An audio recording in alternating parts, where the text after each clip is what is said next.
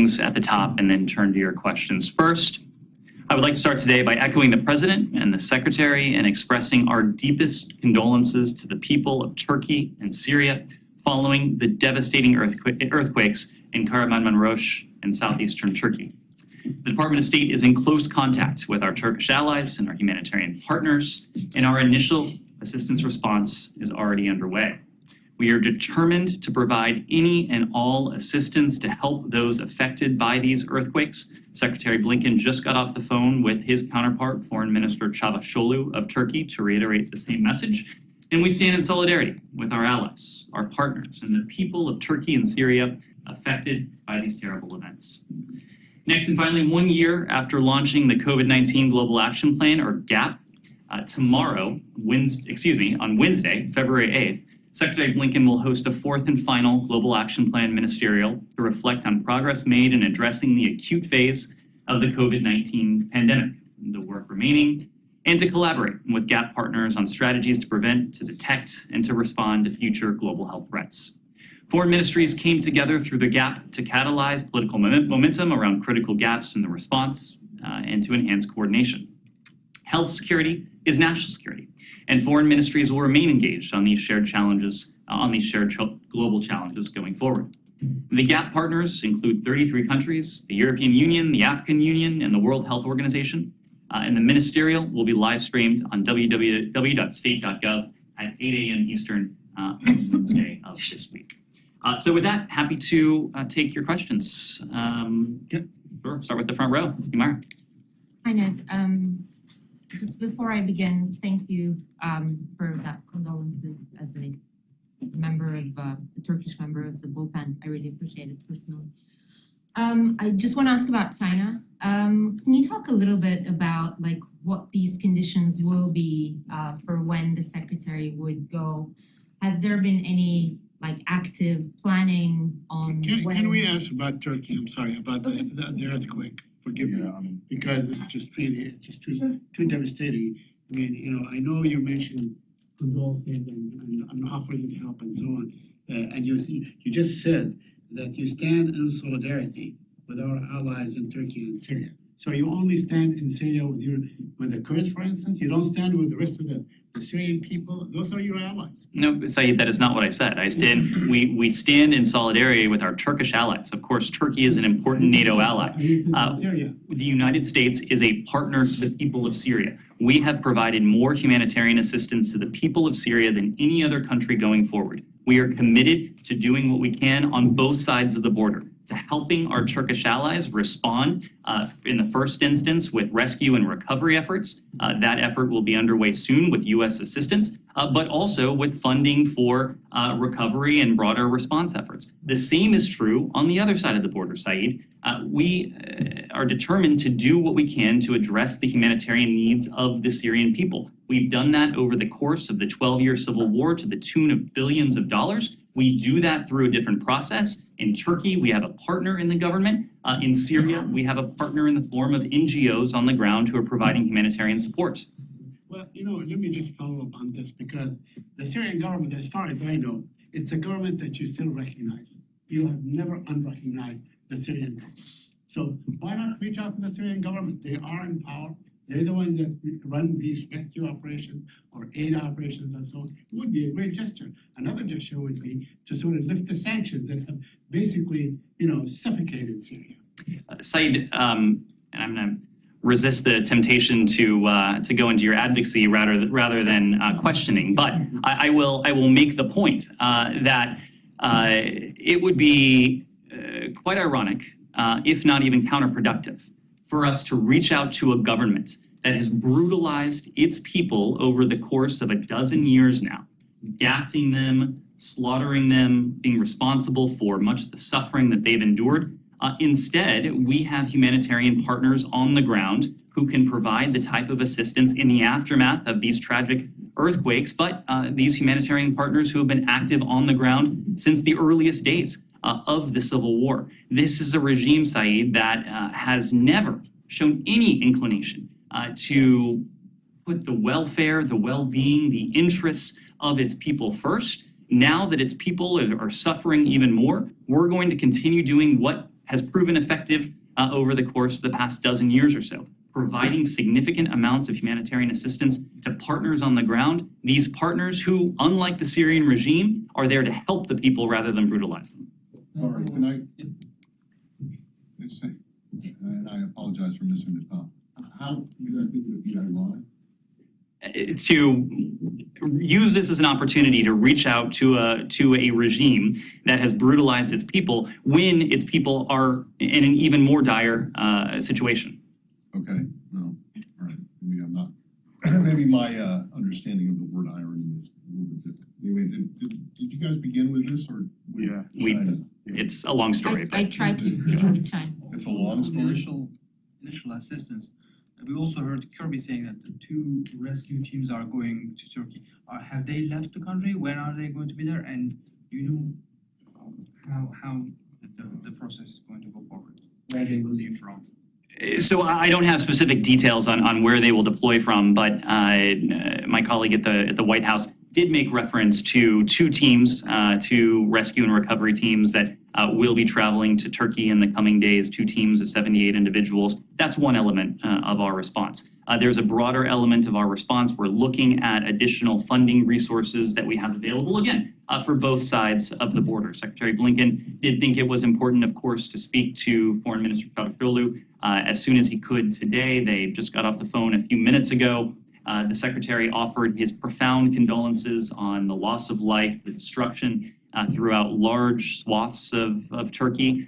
The imagery that we've all seen is just searing, it's harrowing. And unfortunately, the death toll we can all expect will only climb in the coming days. So we are going to remain committed to do what we can to support our Turkish allies, just as we're going to remain committed to do what we can to support the people of Syria who've also been affected by this. Yes. I'd also like to thank, just like the mayor I did, for the great response in the first hours of the disaster. It's really grim, looking grim out there. And we heard from Kirby, just like my colleague pointed out, that 2 79-person rescue teams are being dispatched to Turkey at the moment. And the Secretary's message was that in the coming days, weeks, and months, we're determined to do any and everything that we can. So what's on the table, if you could elaborate on that a little bit? You said that perhaps, as well as the humanitarian assistance, like what could be on the table, what was discussed? Because obviously we know that the United States has massive resources and experience in dealing with such natural disasters. Absolutely. So I think you have to look at this in discrete phases. In the first phase that will unfold in the coming days is a phase of rescue and recovery. And that's why, as you heard from the White House, we're dispatching 2 teams of individuals who will work with our Turkish allies on that rescue and recovery effort.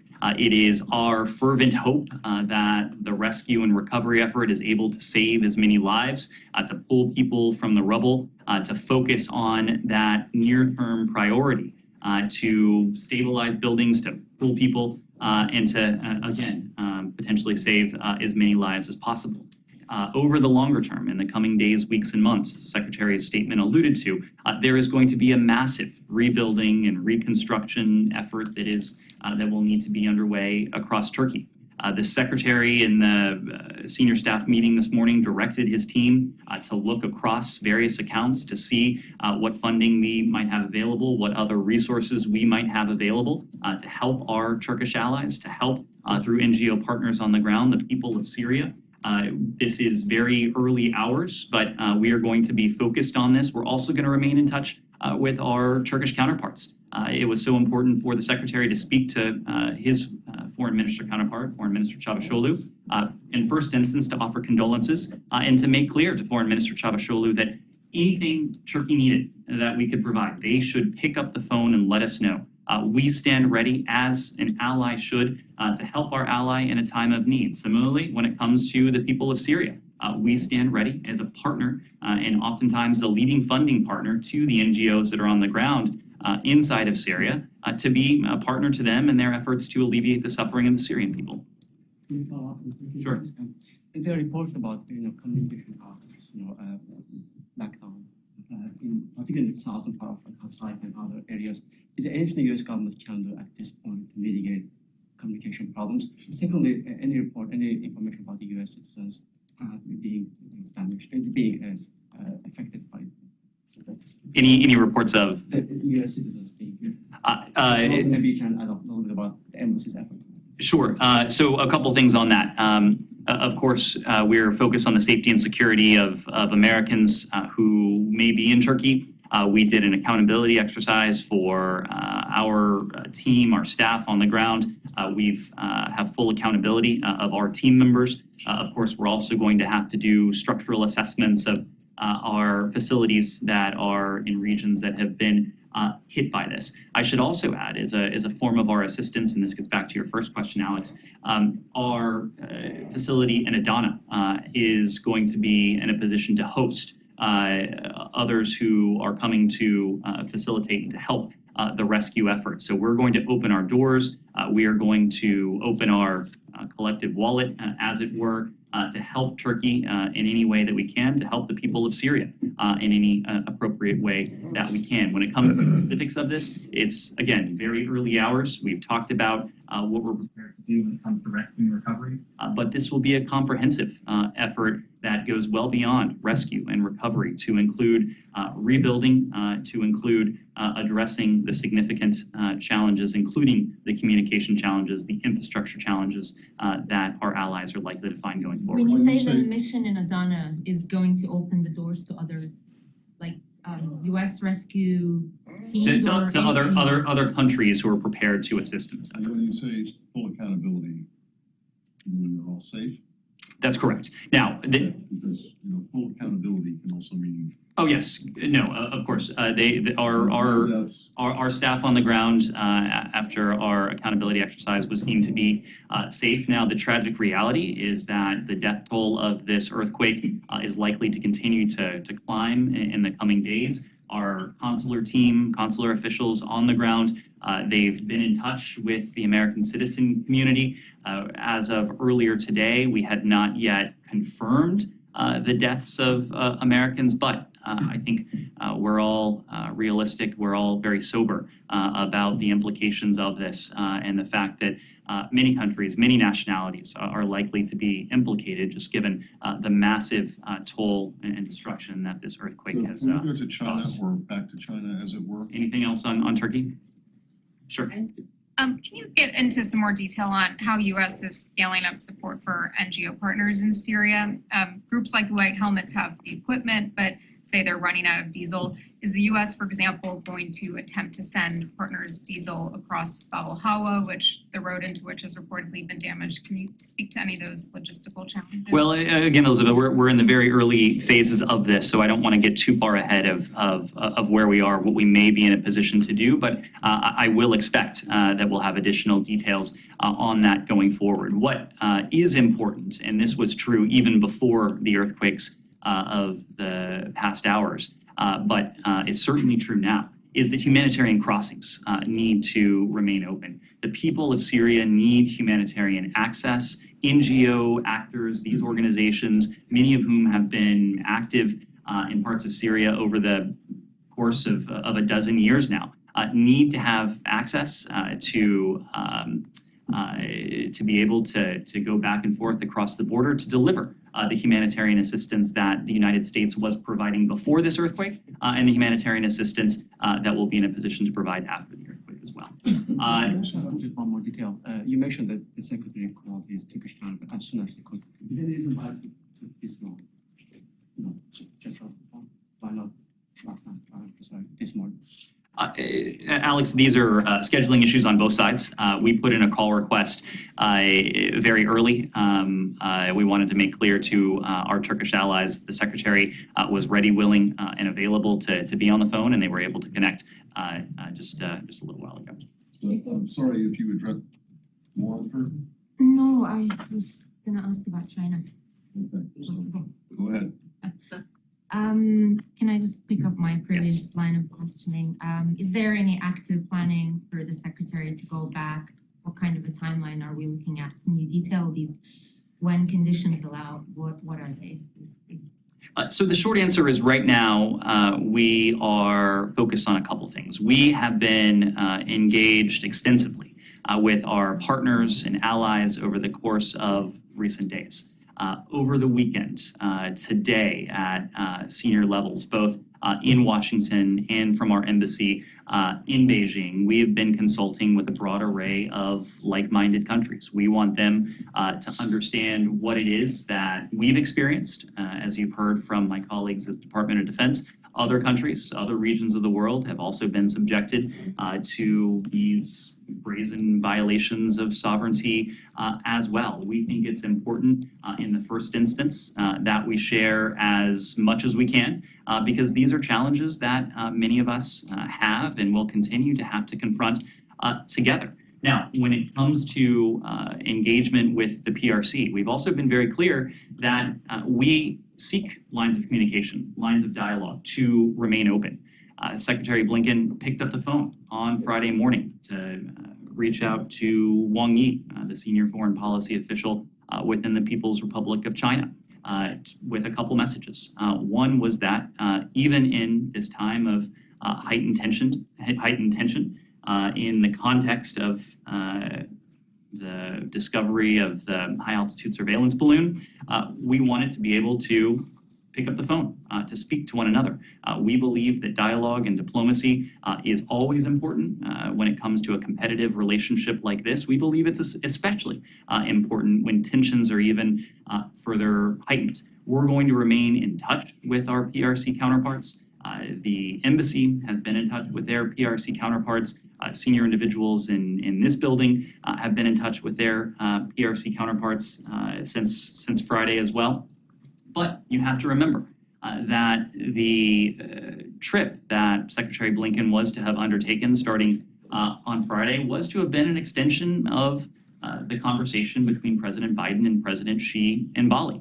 That conversation, and in turn, the conversation that Secretary Blinken was to have had yesterday and today, would have been about establishing that floor on the relationship to see to it that competition doesn't veer into conflict, but also to test the proposition of collaboration, cooperation in areas that matter to us, that are of profound interest to us, but also that are of profound interest to the rest of the world. The discovery of this high-altitude surveillance balloon in the days that preceded the Secretary's visit, of course, undermined the point of that visit.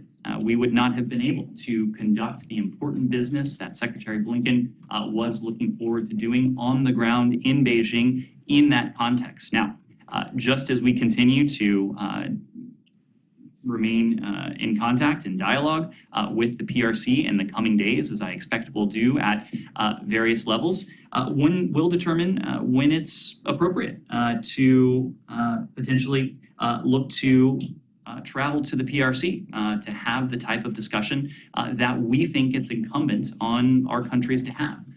So if you can't have that conversation now about the guardrails, and this incident has happened, which was a breach of sovereignty, where does that leave the U.S.-China relationship, which was already strained anyway?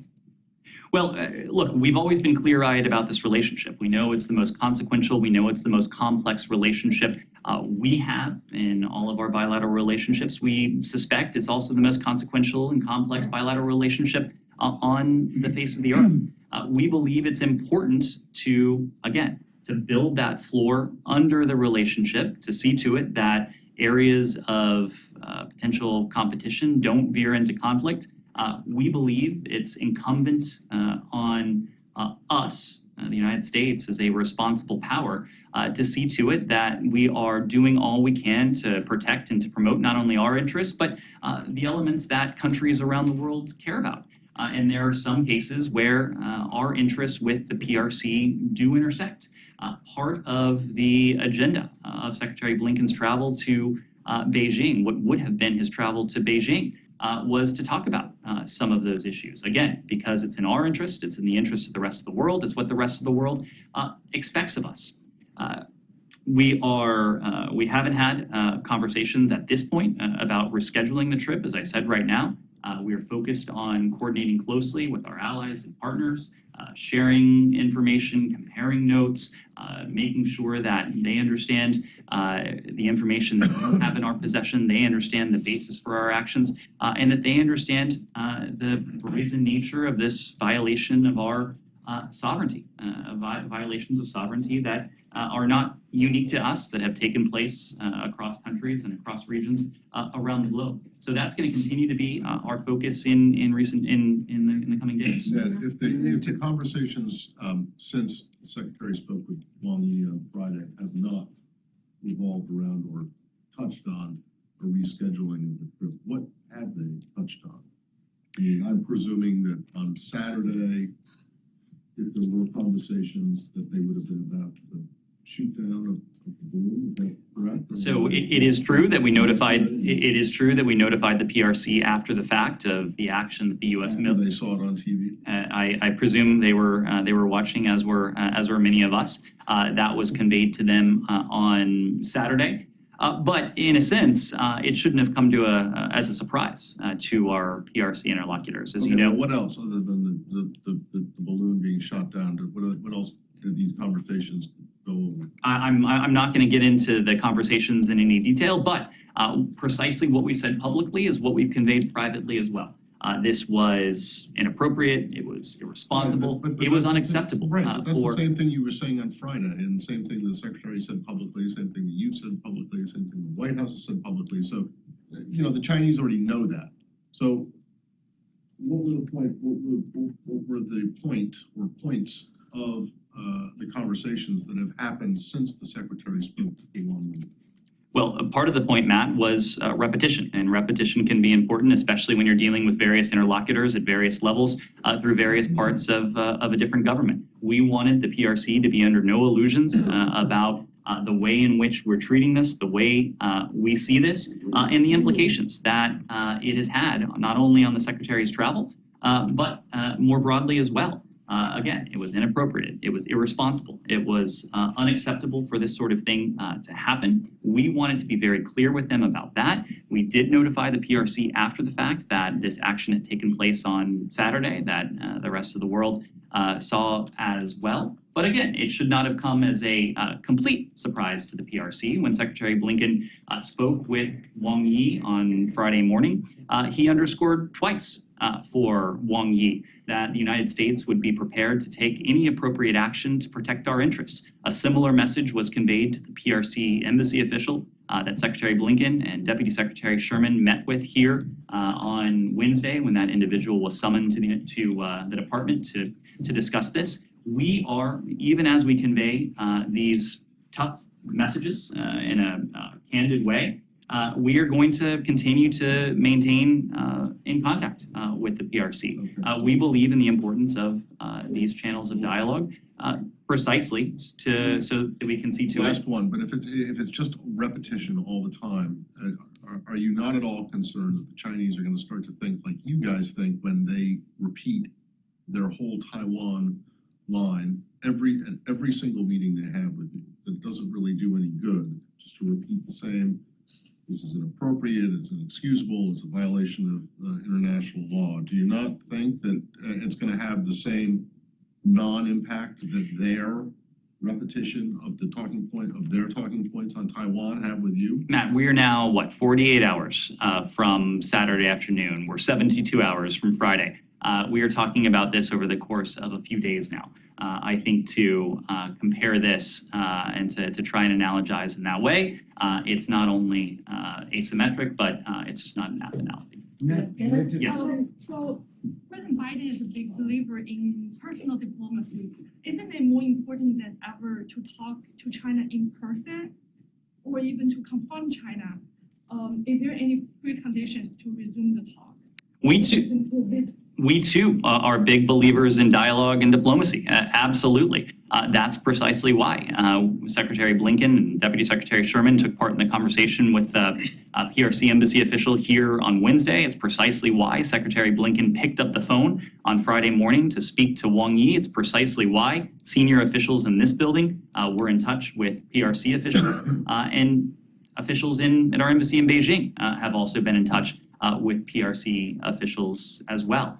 We can convey messages in the near term as we emerge from what has been a very public incident between the United States and the PRC, knowing that yes, face-to-face diplomacy in some ways is invaluable, but in the near term, we were managing at the time what was an ongoing situation.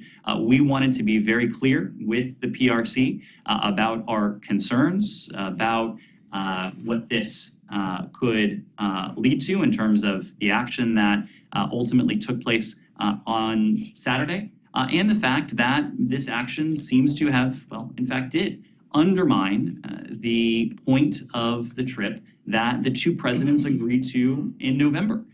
You have to remember that Secretary's planned travel to Beijing was an outgrowth of the multi-hour meeting that President Biden and that President Xi of China had in November of last year on the sidelines of the G20 in Bali.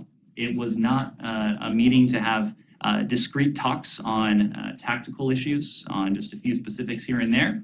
This was to have been a fairly broad, wide-ranging discussion on constructing a floor below the relationship and, where we can, seeing to it, testing the proposition at least, that we could try to seek out additional cooperation in areas that are profoundly of interest to us and the rest of the world. Now, all of those things continue to be important, but by taking the action that they did, by engaging in this flagrant violation of our national sovereignty, by taking this irresponsible and ultimately unacceptable act, the PRC, in effect, undermined the point of what was to have been that face-to-face diplomacy. That in no way devalues the importance, the indispensability of face-to-face diplomacy in general.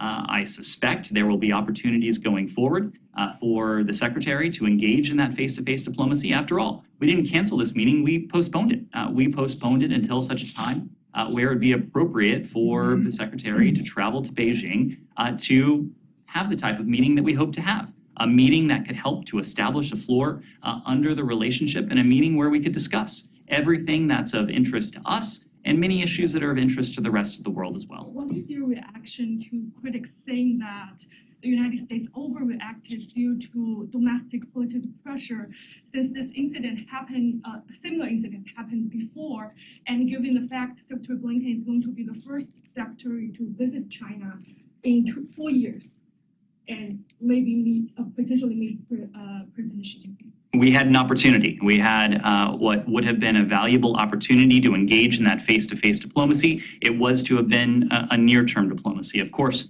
the blame does not fall to us for undermining that opportunity. It falls to the PRC for engaging in what was ultimately an inappropriate, irresponsible, or unacceptable act. We've acted responsibly. We've acted practically. We've acted prudently. In this case, but also in the broader context of the bilateral relationship. We think it's important that we have these lines of communication so that we can make very clear to the PRC what we're doing and why we're doing it. Unfortunately, they decided to undertake this action in the days leading up to Secretary Blinken's travel that completely undermined the point of the trip. And left us with, unfortunately, no option but to postpone it. Could you please clarify? So you said Secretary Blinken was supposed to depart for Beijing last Friday, but you have never announced the exact date of his visit. What's the reason behind it? I think as all of those reporters in this room who travel with us pretty frequently, they do know that we often announce travel the day before, the day of. We were set to depart for Beijing to make the long trip to Beijing on Friday evening. It had been our intention to announce it earlier in the week. We ultimately had an opportunity to announce it on Friday morning, but unfortunately the PRC put us in a position where it just did not make sense at that time to continue with the trip because their irresponsible, inappropriate actions unfortunately undermine the utility of such a trip at that time. Yes. Thank you. When China and North Korea Chinese deputy foreign minister will visit to Russia. And also, it was reported that China supplied the military equipment to Russian defense company and supported the invasion of Ukraine. Do you have anything on there? How can you see that Russia and China get? Well, this is something we've spoken about extensively over the better part of a year now. The relationship between the PRC and Russia that in some ways has deepened. We've seen very tangible manifestations of that. It was just about a year ago, maybe almost exactly a year ago, if memory serves, where we saw a communique emerge between the PRC and Russia, speaking of a friendship with no limits. We have seen the PRC attempt to take what they portray as a neutral stance to Russia's brutal war against Ukraine, but in reality, it's been anything but. They've provided Russia with rhetorical support. They've provided them with political support. They have continued their economic relationship as well. Our message to the PRC has been very simple. We're watching very closely. There are and would be costs and consequences if we were to see a systematic effort to help Russia bypass the sanctions that dozens of countries around the world have enacted against the Kremlin, President Putin, others, for this brazen aggression against Ukraine. And there would be consequences for the provision of lethal material that Russia could then use against civilians in Ukraine in the same way that it sought lethal material from Iran, from DPRK, to use against the people of Ukraine. And one more on North Korea. North Korea is preparing for a large-scale military parade this Wednesday. How is the U.S. preparing for contingency? Well, these are always exercises that we watch. I think it is almost certainly the case that these have more messaging and propaganda value than any material value to the DPRK, but we're of course going to be watching as we always do.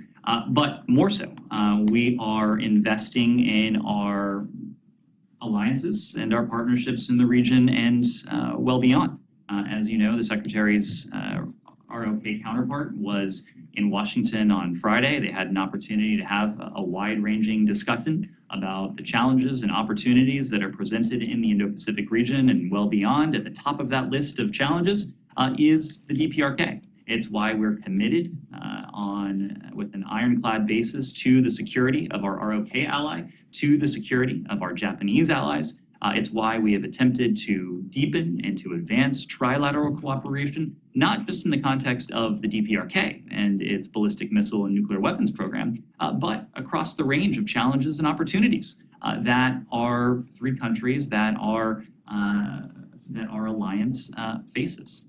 Yes, go ahead. Okay, one just on what my colleague just used the term overreactive with regard to China.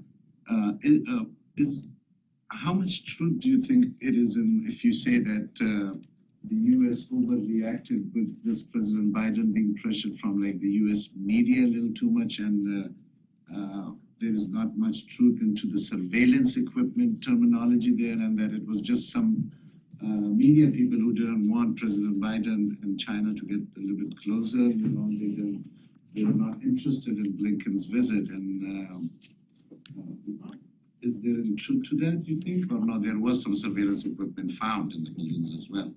So a couple things there. First, it is a fundamental misunderstanding of the United States to suggest that we take these sort of actions based on anything other than what's in our national interest.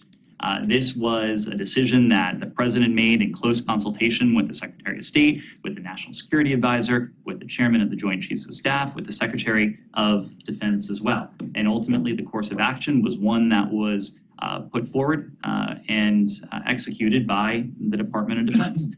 When it comes to what we've heard from the PRC, I'm just not going to give that too much oxygen. Let me see if I can state it as clearly as I can. The PRC knows precisely what this was. The PRC knows precisely why this was in our airspace. The PRC knows precisely what this was doing over the United States, and ultimately, the PRC knows precisely why we did what we did. The Secretary made the point on Friday that if the shoe were on the other foot, if something analogous were to have happened within PRC airspace, you can only imagine the response from Beijing. We've been clear, we've been resolute, but we've also been practical as well. And we have taken practical steps since the time this high-altitude surveillance balloon was detected to mitigate its ability to collect intelligence against sensitive sites, to mitigate any threat it could pose to the American people. But more than that, in a way, we flipped the script because we've trained quite a bit of capabilities of our own at this high-altitude surveillance balloon while it was violating our airspace. We learned quite a bit about it and the practice in general, the technology that was on board. And as you've heard, I think just recently from my colleagues at the Department of Defense, there is an active effort underway to recover what is left of this high-altitude surveillance balloon on the surface of the ocean. And in the coming days, there will be an effort to collect what we can from the bottom of the ocean. In Pakistan, in my home city, Peshawar, we have. Anything else on China before we go on? John, go ahead. Just on those statements you just made, have you guys ruled out an accident or incompetence when it comes to the balloon on the part of the Chinese? John, I think those explanations just ring hollow to us. They ring as hollow as the idea that this was some sort of weather balloon. Just to clarify, you said something that the Chinese, I guess, the shoe was on the other foot, that's all what they do. Are you suggesting that there are no surveillance balloons over China, American surveillance balloons? I am. To follow up on this one, Go ahead, Alex. Given how you depicted the scope of the violation, they violated US airspace, is it fair for us to expect more punitive steps from the US? You don't down the balloon and just do nothing if they violate the US airspace. So Alex, in the first instance, we're discussing this with our allies and partners. We're comparing notes about what has happened to us in recent days, what has happened to us within recent years as well. We want to learn as much as we can about not only what's happened recently, but in recent years. And we're going to take steps to protect our interests as appropriate. Anything else on China? Yeah. Okay, Ian? Can you just talk a little bit about how this balloon incident is going to change the trip that the secretary, may eventually go on if he does go? Will Blinken bring up the incident? Will he convey these messages in person to his counterparts there? And will he talk about Chinese espionage sort of more broadly with his counterparts there?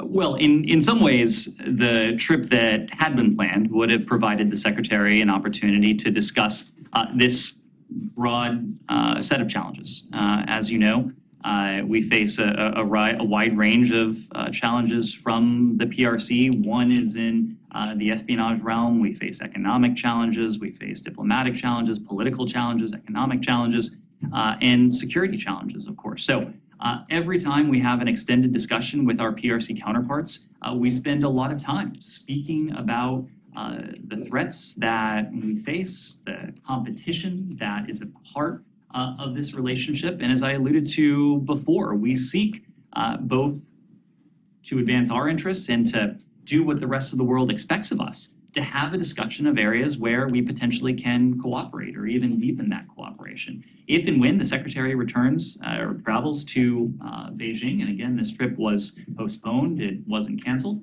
I fully expect he'll have an opportunity to discuss the full range of our concerns with PRC behavior in all of those realms. Does the United States has a read on the tone of the statement issued by Chinese Ministry of Foreign Affairs? Do you think it's targeted on domestic Chinese audience, especially on those ultra-nationalists, or is it signaling to US that there will be more retaliation actions? And then do you sense any tone, more conciliatory tone from your private conversation? And again, I'm just not going to parse their statements. We're going to be looking for actions. We're going to be looking for the PRC to act responsibly, and practically, calmly, resolutely in the way that we have throughout this and over the much broader horizon. Dylan?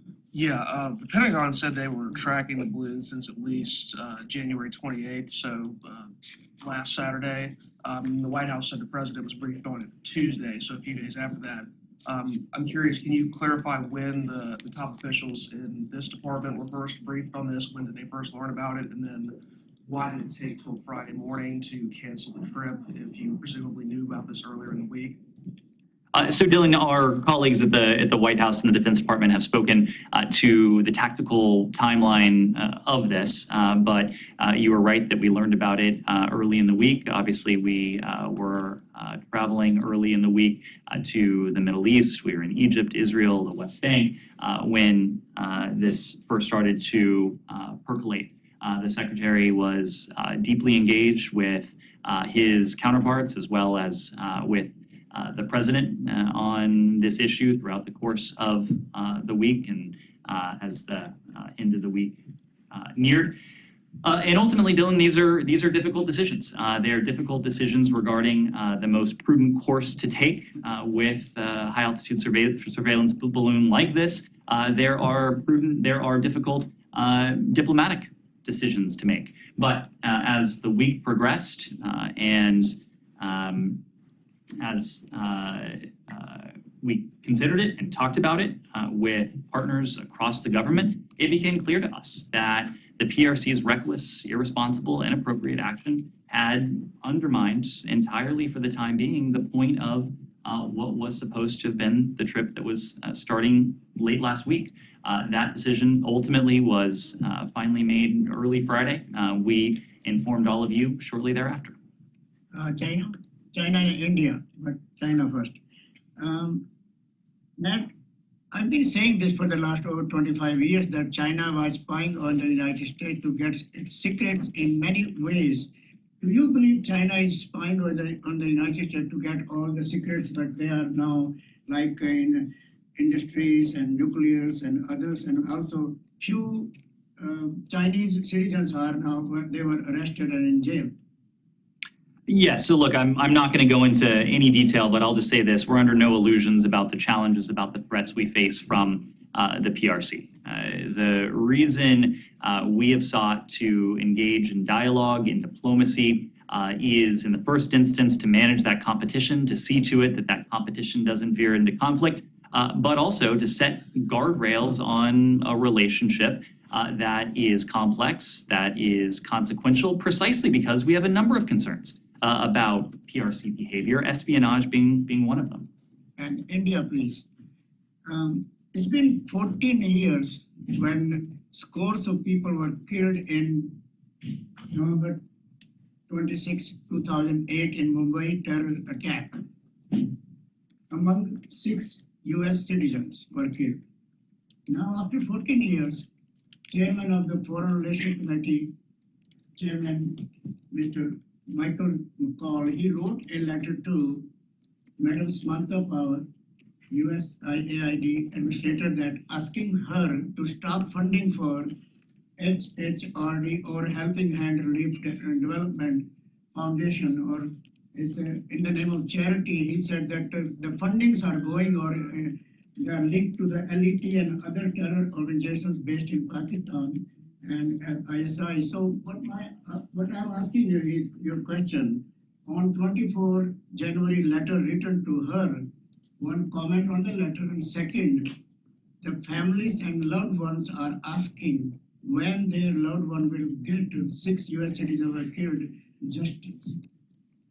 Thanks for that question. I will leave it to USAID to comment on the letter specifically. As I understand it was addressed to Administrator Power. But the terrorist attacks that took place in 2009 in Mumbai, of course, the memories of that are still vivid. They're still vivid here in India. They are still vivid in the United States as well. We can all remember the horrific imagery of that day, the assault on the hotel, the bloodshed that resulted. And it's why we've continued to insist on accountability for the perpetrators of this, not only the individual operatives who took so many innocent lives that day, but the terrorist groups that were behind this, that helped to orchestrate it as well. In Pakistan, shower, 100 people died in a suicide blast. So terrorism is very much active and back in Pakistan. Any help from the US with an ally who was standing with America for 20 years, has lost over 75,000 of its people, and is begging the IMF where the people are fighting for bread? Any support? I know there's so much happening in the world. No, asking for. Of course, but this is important, and it's precisely why we took an opportunity last week to issue a statement on the bombing of the mosque that was inside the police lines in Peshawar.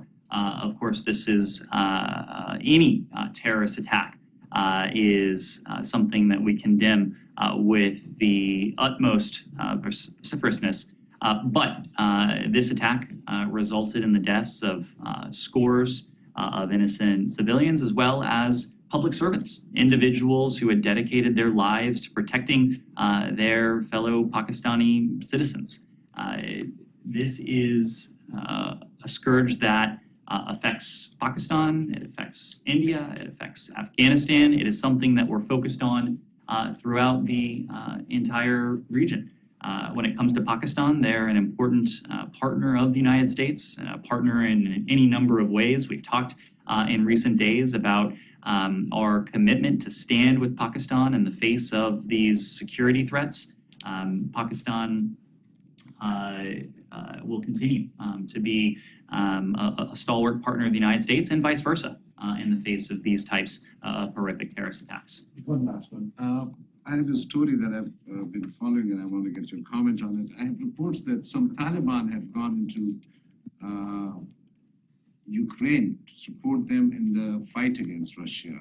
Do you have any information about that? Any comment about that? I don't have anything to add on that. I haven't seen those reports. Missy? Ned, I wanted to ask you on a very different topic and follow up, I think, on a question that Saeed may have asked a week or two ago, and it's about the withdrawal of the DRL nominee, Sarah Markham. And can you just, is there anything else that you could say about the department's perspective on the long hold by Senator Risch and the grounds or the alleged reason for that? And can you tell us anything about what Secretary Blinken is doing to fill the DRL position since it's already been half of the administration at this point?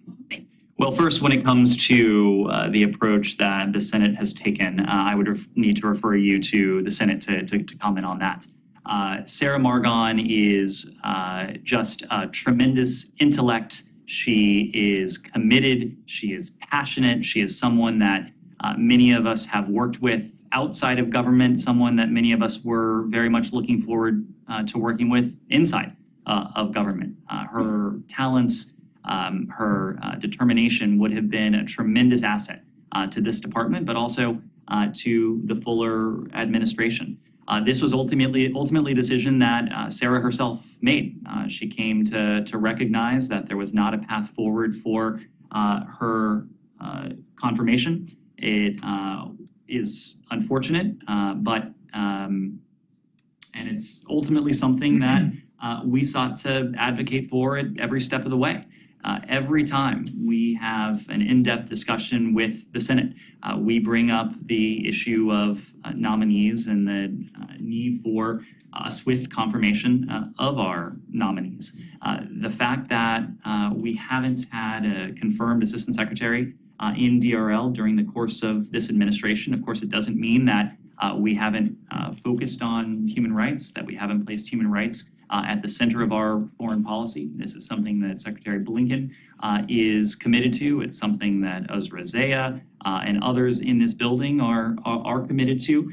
But it is important that we have Senate-confirmed individuals in place, both here in the department in assistant secretary positions, as well as other confirmed positions, but around the world. The point we routinely make is that no other country on the face of the earth would put itself in this position, would tie a hand behind its back by leaving critical members of its team off the field in a position where they are not able to be engaged. I have no doubt that Sarah will direct her considerable talents to her advocacy work on the outside. That too is a good thing for us. It's important to have voices like hers in civil society, but we also need a confirmed assistant secretary in DRL.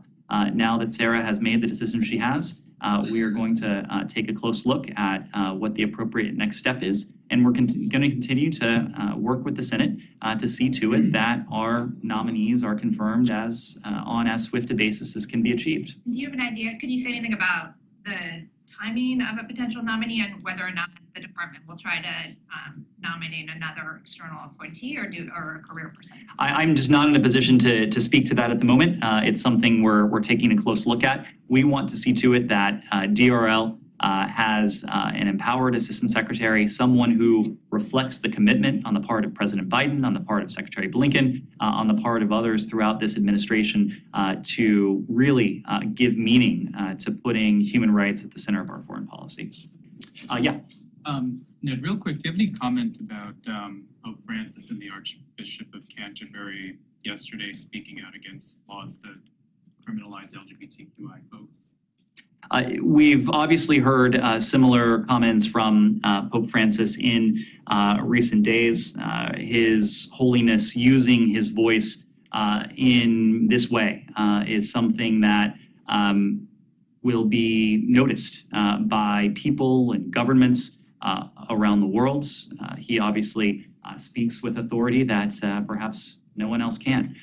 We welcome those remarks, and for our part, we will continue as an administration, as a government, to doing what we can, perhaps in a very different way, but practical steps that we can to promote and to protect the rights of LGBTQI plus persons around the world, consistent with the executive order, with the presidential memorandum that the president put out a couple years ago now. Thank you. On the Palestinian issue, two questions. A couple of days ago, on the occasion of World Cancer Day, the theme, I think the theme for this year was closing the care gap. The Palestinian Health Ministry accused Israel of denying cancer patients the right to medical treatment abroad. That's what they claim, and they said that Israel deprived about 40% of patients in Gaza of their right to medical treatment. I wonder if you are aware of these reports. Do you have any comment on them? In view of the visit that was done. I've seen those reports, Saeed. What I can say is that we're aware of them. We would reiterate, as you know, as we've always said, that Palestinians and Israelis should enjoy equal measures of freedom, security, and prosperity. That, of course, includes freedom of movement to receive medical treatment. Another question is the Palestinian president said today that they will not go back to security coordination and so on. We've seen Israel, its sort of its graves and so on in Jericho and other places and so on.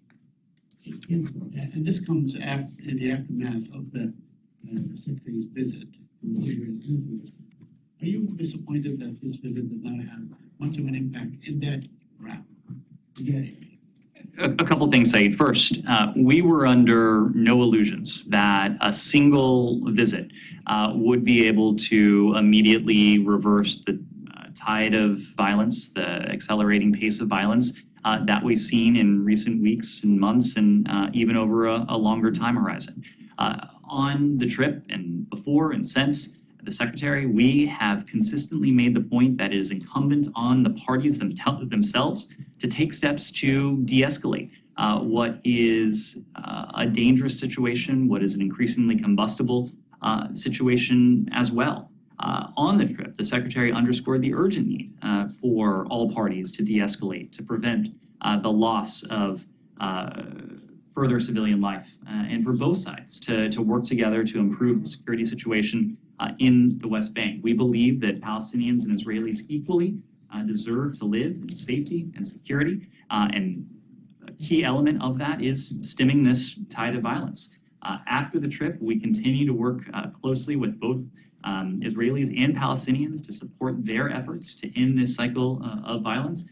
And our overarching goal, beyond the very near term, this immediate goal, is to support the de-escalation of tensions and to work with the parties to take action to lessen the violence, which has already taken far too many lives just at the beginning of this year, as we look to advance the longer-term prospects of a negotiated two-state solution between Israelis and Palestinians. And finally, CIA Director Bill Burns told the group in Georgetown on Thursday, I believe, that the conditions that he sees in the West Bank are very similar to those that were on the eve of the Second Intifada, which was so violent. Have you seen that first? And do you have any comment? I'm familiar with that, and I think this goes back precisely to what I said a moment ago. There are a number of very concerning trend lines and data points, and none is more concerning than the loss of civilian life that we've seen over the course of this year and in recent months as well. It is precisely the reason Secretary Blinken from Israel, from the West Bank, from Egypt, encourage Israelis, Palestinians to take urgent steps themselves that would de-escalate this situation and lead to greater degrees of security and stability for Israelis and Palestinians alike. Alex? Thank you. On Russia, Ukraine, Justice Department over the weekend confirmed that first seized Russian assets to go to Ukraine have been already directed to the State Department. Can you speak to the significance of that and how much amount we're talking about? Also, what kind of message does it send to Russian oligarchs? And maybe is this something we should expect more in the recent months? Well, it sends a very simple message that those who would support this brutal war should not expect to have impunity, that they will find themselves on the other end of important tools that we have at our disposal to hold them to account. Anyone who supports this war, who is subject to our sanctions authorities, to our broader economic authorities, puts themselves in a vulnerable position. And I think the action the Department of Justice announced in recent days speaks to that. As you know, through working with Congress, we have significant sum at our disposal when it comes to security assistance, when it comes to humanitarian assistance, when it comes to economic assistance. But again, looking at the announcement from the Department of Justice, we're determined to be resolute, we're determined to be creative in ways that we support the Ukrainian people, support their near-term security needs, support their near-term humanitarian needs, their near-term economic needs, but also the needs that they'll have over the longer term when it comes to reconstruction and to rebuilding their country. You have more details about the amount of... I would need to refer you to the Department of Justice. And how is it going to be allocated through the USAID project? Any particular details about how the State Department is going to spend? If we have more details on that, we'll share it at the right time. And another question, if you don't mind. The reports have been, again, over the weekend that Russia and Iran are planning to build up, produce more drones. Two questions. First of all, what kind of reaction will that invite from the US? Secondly, does that make a potential factory, wherever they're going to build up, legitimate target? I've seen those reports. I'm not in a position to confirm it from here, but it, in a way, at a broader level, doesn't tell us anything we didn't already know.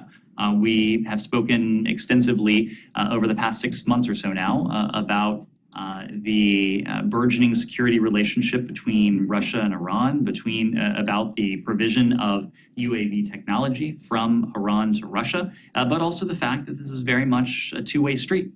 Russia is in turn providing Iran with military and security wares that it has requested as well. It's part of the reason why we've enacted a number of tranches of sanctions against not only Russian actors, but in this case, Iranian actors as well. And in fact, the most recent illustration of that was on Friday when the Department of the Treasury designated 8 Iranian individuals who were reporting or acting on behalf of an entity known as Paravar Pars. It's an Iranian firm that produces UAVs for the Islamic Revolutionary Guard Corps Aerospace Force. It's tested UAVs for the IRGC.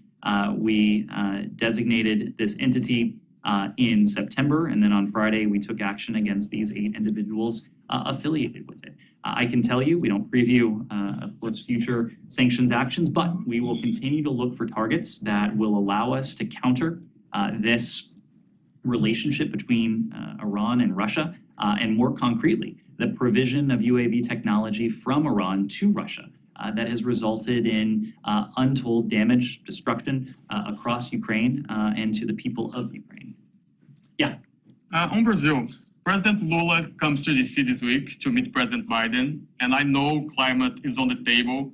Is the US open to putting money on a fund to protect the Amazon? And also, I know democracy is another subject. Former President Bolsonaro has been in Florida since December. Does it somehow worry the US government?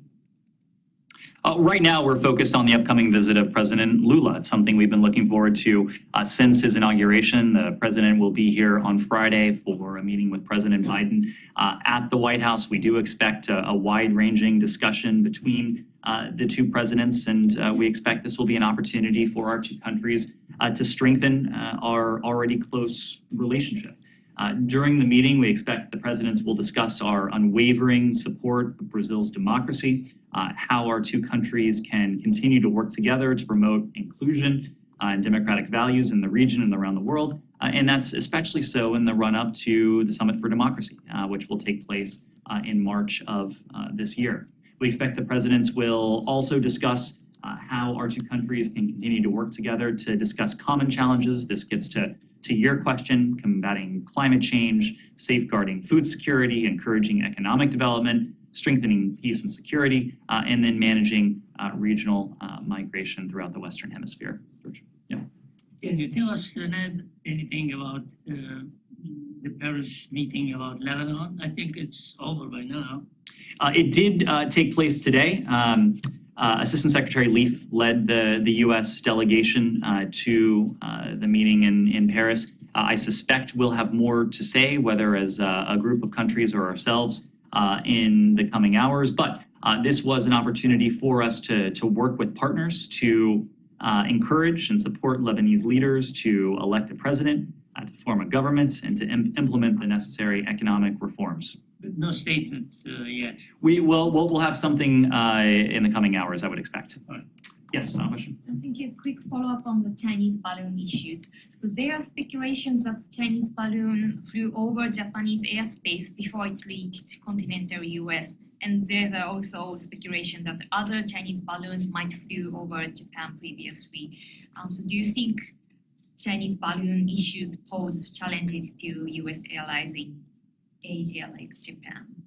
Well, I'd say a couple things. One, I would refer you to the Japanese government to speak to any assessment of overflight, whether of this balloon or of previous balloons. What we have said is that we have detected this variety of high-altitude surveillance balloon across 5 continents. This is a challenge that a number of countries around the world have been subjected to, and it's precisely why, in the aftermath of the downing of this high-altitude surveillance balloon, we thought it was important to convene, to reach out to like-minded countries around the world, to share what we experience, to share what we know, to express our common concern, and to do what we can to see to it that, as an international community, we're speaking very clearly to the PRC, and for that matter, any other country around the world who would engage in this type of behavior, to underscore that it's irresponsible, it's inappropriate, and at the end of the day, it is